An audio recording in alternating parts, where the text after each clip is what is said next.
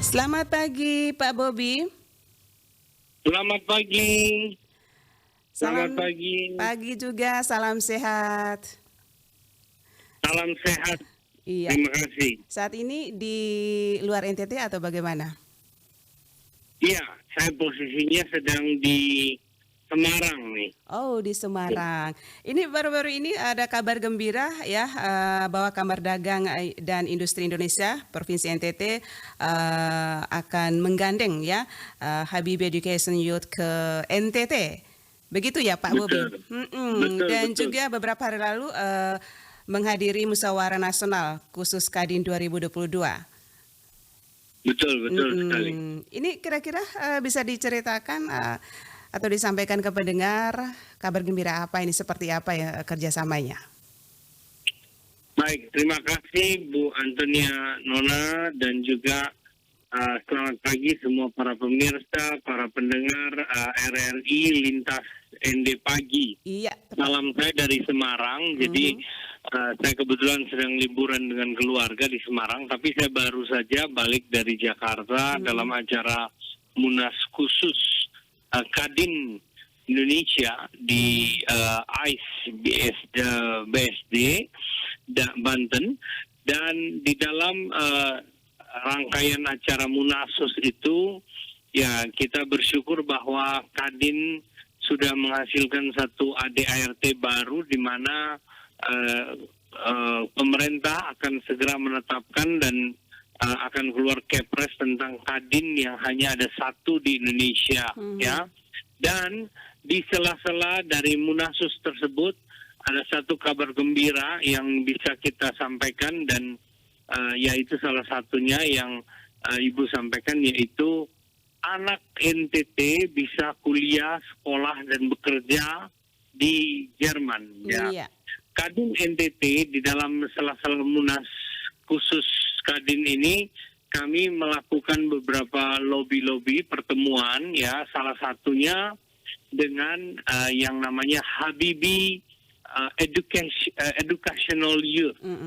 Jadi atau disingkat HEY, ya, HEY. Hai. Ya, Habibie ini adalah pendirinya adalah salah satu pengurus Kadin di Batam, jadi kantor pusatnya di Batam. Tetapi Habibie Educational Youth ini bekerja sama dengan pemerintah Jerman, di mana mereka telah mengirim sekitar 500-an anak ke Jerman, ya, dalam program yang mereka sebut semacam vokasi, ya. Jadi ada bahasa Jerman yang saya nggak bisa sebutkan namanya karena belum ini, ya, dalam bahasa Jerman. Tapi jadi kalau saya ingin saya jelaskan, ya Pak Ibu, kita perlu belajar dari pemerintah Jerman tentang sekolah vokasi. Sekolah vokasi itu di mana mereka sekolah ini bisa langsung praktek dengan bekerja, sehingga sekolah itu betul-betul difungsikan, digunakan, dan langsung bisa sesuai dengan kebutuhan pekerjaan. Nah, bagaimana konsepnya? Ya, bagaimana konsepnya? Jadi begini. Kadin NTT dengan Habibie Educational Youth, kami sudah melakukan satu kesepakatan. Bulan depan kami akan memulai, ya, membuka kantor di Kupang, yaitu tepatnya di kantor Kadin, ya, di kantor Kadin lantai 3. Kami sudah siapkan untuk tempat untuk kursus bahasa Jerman. Nah, bagaimana prosesnya, Bu? Pertama-tama adalah anak-anak ini harus belajar bahasa Jerman, ya, dengan waktu 3-6 bulan, ya. 6 bulan itu paket mereka harus betul-betul belajar bahasa Jerman sampai mereka bisa mendapatkan sertifikasi bahasa Jerman. Artinya lulus sertifikat tersebut. Nah, untuk lulus, ya, semacam kalau di bahasa kalau bahasa Inggris kita tahu ada TOEFL, ya. TOEFL, ya. Nah, ini di bahasa Jermannya ada standarnya, di istilahnya B1 ya. Dan di B1 ini setelah mereka sudah bisa berbahasa Jerman ini, maka otomatis mereka sudah bisa kita kirim berangkat ke Jerman. Nah, bagaimana di Jerman? Iya. Nah, di Jerman ini kami akan connection sesuai dengan kejuruan yang mereka mau. Jadi kejuruannya pilihannya banyak saja sekali, ada ratusan ya, termasuk perhotelan, manajemen, elektro, atau bidang apapun yang mereka tertarik dari sini. Yang di sini kan diajarkan adalah bahasa. Iya. Tapi kalau kejuruannya nanti kita arahkan sesuai keinginan mereka. Jadi dalam 6 bulan tersebut mereka sambil belajar, kemudian setelah mereka lulus, dikirim ke sana, mereka tinggal disiapkan tempat tinggalnya, ya Bu, disiapkan uang makannya, uang makan minum dan juga uang transport serta uang sakunya disiapkan. Sehingga mereka sampai di Jerman, mereka akan belajar selama 2 hari, ya. Kemudian mereka akan bekerja praktek langsung selama 3 hari dan 2 harinya libur. Jadi 2 hari belajar, 3 hari bekerja dan 2 harinya mereka istirahat atau libur ya. Kan biasa mereka di sana kalau hari Sabtu dan Minggu itu weekend ya. Nah, jadi anak-anak di sana mereka belajar, tetapi langsung mereka praktekkan apa yang mereka belajar. Nah, ini pendidikan vokasi yang saya pikir kita harus belajar karena Jerman sudah sangat maju di dalam hal ini. Jadi anak-anak. Nah, mereka akan ditanggung semua beasiswa, belajar, uang transport, makan semuanya sampai kepada uang saku. Jadi ada penghasilannya buat mereka yang cukup lumayan ya, dan itu jadi selama 3 tahun. Selama 3 tahun. Nah, setelah itu mereka boleh melanjutkan studi mereka sampai ke S1, S2, paling tinggi master. Jadi ini adalah suatu terobosan yang Kadin NTT lakukan bersama Habibie Educational Youth sesuai dengan visi Bapak Gubernur dan Wakil Gubernur ya, tentang bagaimana kita bisa mengirimkan anak-anak NTT ke luar negeri sehingga mereka belajar dan juga mempersiapkan generasi muda NTT yang baik sehingga mereka open minded di sana.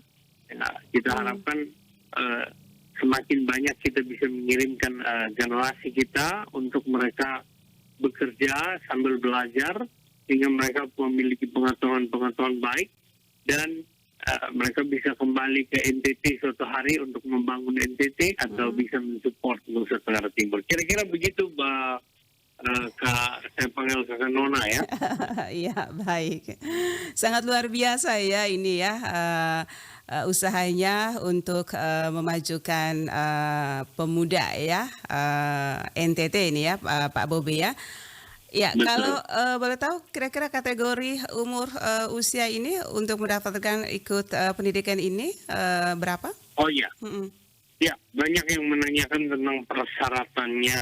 Ya, persyaratannya memang lulus SMA, kemudian umurnya di bawah 30 tahun. Di bawah 30 tahun ya, oke. Betul, yang sudah di atas 30 tahun tidak bisa. Berarti dari 18 atau 17 nih, 18 ya Bapak ya? Iya, waktunya masih panjang. Kan biasanya ya? lulus SMA itu umur umur 18. Tapi saya ingatkan ya, ya tidak, tentu anak-anak muda, generasi muda, ya juga karena di dalam belajar bahasa Jerman ya, mereka juga mempersiapkan sekolah kepribadian, karakter, attitude. Ya. Jadi bagaimana mereka mempersiapkan anak-anak ini punya karakter yang baik, karena kita akan belajar dan bekerja di luar negeri. Ya, salah satu itu ya harus bebas juga dari drugs, narkoba. Makanya anak-anak muda ya itu bukan pemakai narkoba atau alkoholik yang peminum alkohol berat ya itu. Makanya generasi muda kita ini harus mempersiapkan diri yang baik. Iya. Jangan sembarang bergaul, minum terus menjadi pemadat minum, pemadat rokok, pemadat narkoba, dan juga bahkan saya lihat banyak juga kan yang suka tato-tato yang ini ya. Tentu ini bukan tetapi itu kurang bagus untuk mempersiapkan masa depan mereka, anak-anak muda. Jadi nanti sekolah ini akan didirikan juga atau kerjasama di Kupang nanti ya, Pak Bobi ya. Nah, betul. Untuk tahap awal, memang Kanona kita siapkan dulu di Kupang. Di Kupang ya, angkatan pertama. Tahun ini juga kami langsung laksanakan dengan harapan ya kita mohon dukungannya. Tahun depan kita bisa mengirim kloter pertama, angkatan pertama yang kita bisa kirim. Tetapi Bu, kami berharap bahwa dengan berjalan ini dengan baik, saya akan menggandeng teman-teman Kadin di daerah, ya, kalau memang memungkinkan, karena ini kita bisa saja membuka satu juga di daratan Flores, entah di Labuan Bajo ataupun di Indi atau di Maumere. Tapi saya belum bisa janjikan ini. Yang pasti yang saya janjikan adalah kita buka dulu di Kupang, ya pusatnya, dan kami berjalan di tahun ini di Kupang, ya. Baru kita lihat kalau memang responnya bagus dan sebenarnya tidak sulit kalau membuat kursusnya kan tidak sulit, hanya ruangan, tempat dan juga guru bahasa ini ya, guru bahasa Jerman ya. Saya pikir pasti banyak juga di Flores. Jadi kemungkinan untuk itu ada ya, tetapi tahun ini kami mulai dulu di Kota Kupang. Di Kota Kupang ya. Oke, kalau pasti sudah animo masyarakat ingin kuliah di Jerman sambil bekerja, yang pasti ya.